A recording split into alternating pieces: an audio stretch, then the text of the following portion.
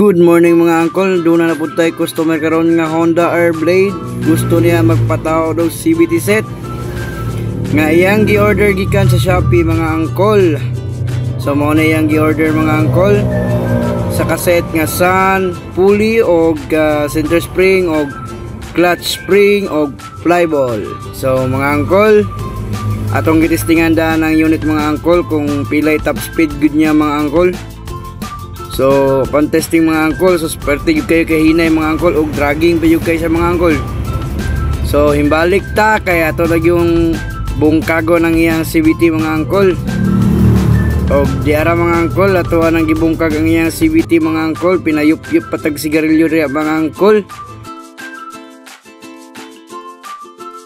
So shout out din mga uncle sa tong owner dira nga si Kiba Karat mga uncle, gikan pa sa Riverside, Kulambugan, Lanao del Norte.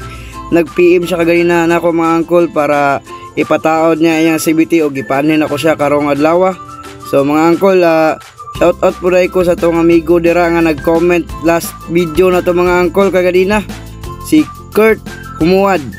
Idol na ko na mataag yun na gyud. Grabe, chicks boy kay gyud. Dalimot lang jud ko mga uncle sa iyang comment kagay na mga uncle. So i-special mention na to siya, Kurt Humuad.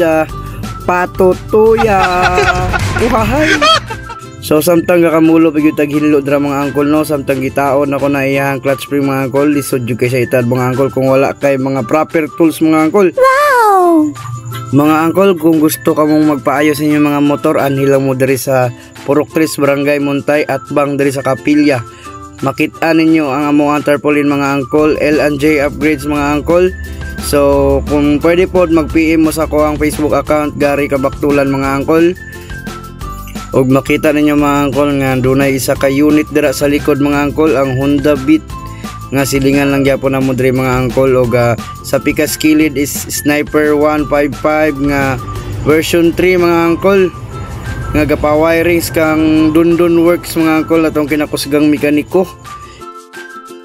So hapit na gyud ta mahuman mga uncle no. Ato nang gihinluan dira ang iyang center spring mga uncle, og gitaod na nato ang iyang torque drive.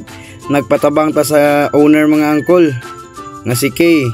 Supportive kay na akong amigo nga si Kay gyud, grabe.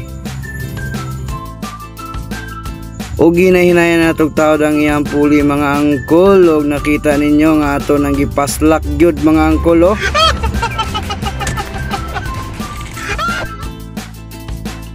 Diri nga part mga uncle is ato nang gitesting ang unit, og grabe gyud ang iyang kausaban mga uncle.